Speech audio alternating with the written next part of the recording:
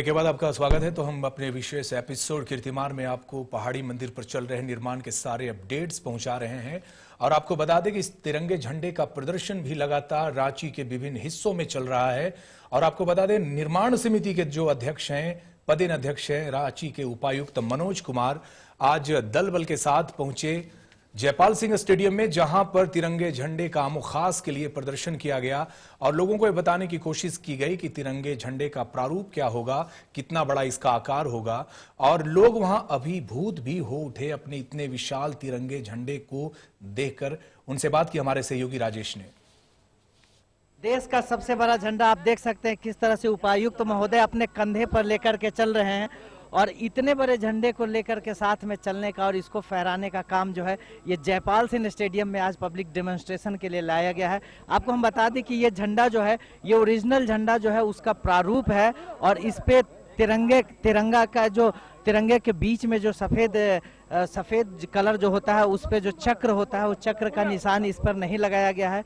इसमें आप देख सकते हैं कि किस तरह से लोग कितने प्रेम से इस झंडे को खोलने का काम कर रहे हैं। इसमें जो पहाड़ी मंदिर समिति के जो लोग हैं वो समिति के लोग हैं हमारे साथ। इधर से संजीव विजय वर्गीय जी हैं जो राजधानी रांची के उप मेयर हैं और सब के सब बड़ी शिद्दत से इस झंडा को खोलने में लगे हैं। और इनकी भावना जो है, इनकी भावना आप देख सकते हैं, चेहरे को क्लोज करके दिखाएंगे कितना खुश हैं झंडे के साथ सब लोग। और हम इनसे जानने की कोशिश करेंगे कि किस तरह का जो है रिएक्शन जो है वो झंडे को अपने हाथों से छू करके है। उपायुक्त महोदय से सबसे पहले हम जानने की कोशिश करेंगे, सर के क्या रिएक्शन है इस झंडे को आज आपने हाथ में लिया है?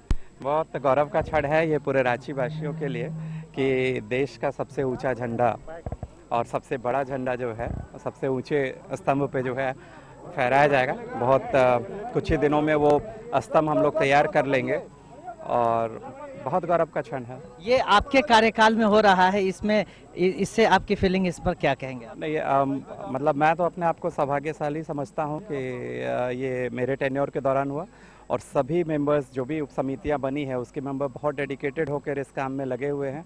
सारे इंजीनियर्स, मजदूर जो भी है सभी लोग मतलब इसमें एक मुहिम में लगे हुए हैं, दिन रात काम कर रहे हैं, इतने ठंडे में भी काम कर रहे हैं। सबके सहयोग से ही ये पॉसिबल हो पा रहा है। रांची के शहरवासियों का हमेशा बहुत बड़ा सहयोग इसमें प्राप्त हो रहा है और हर तरीके का सहयोग, चाहे वो तन से हो, धन से हो, ये सारा चीज़ सहयोग प्राप्त हो रहा है। मैं सभी को बहुत बहुत धन्यवाद देता हूँ और मैं आशा करता हूँ कि ये जो प्रदर्शन हो रहा है इसका एक मुहिम यही है कि आप भी उस गौरव के साथ जुड़ें और जिस दिन ये झंडा फहराया जाए उस दिन आप भी उसके साक्षी बने और अपने घरों पर उस झंडा फहराएं।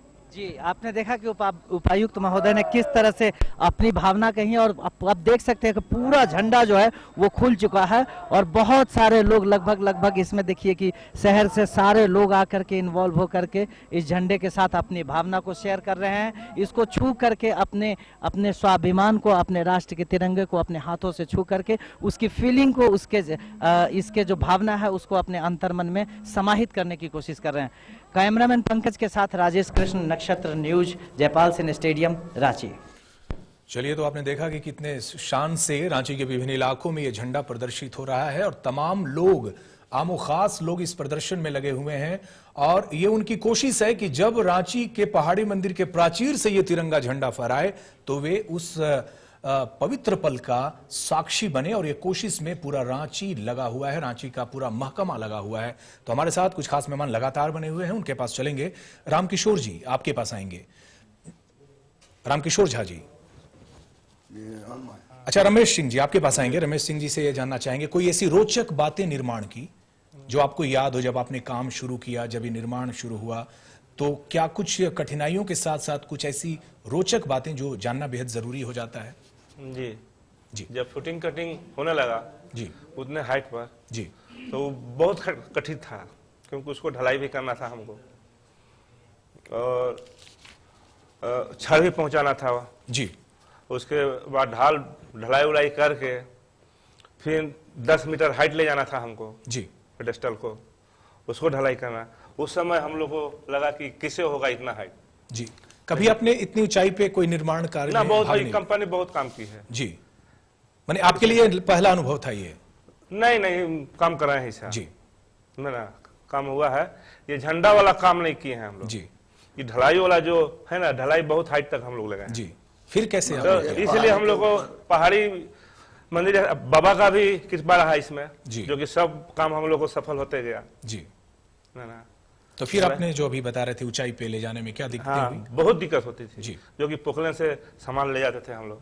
दो पोखलेन है हमारी, टोटल मशीनें है यहाँ लगी हुई, जी, टावर क्रेन है, उसी से अपना ये सब अपना काम आदमी किया। जी।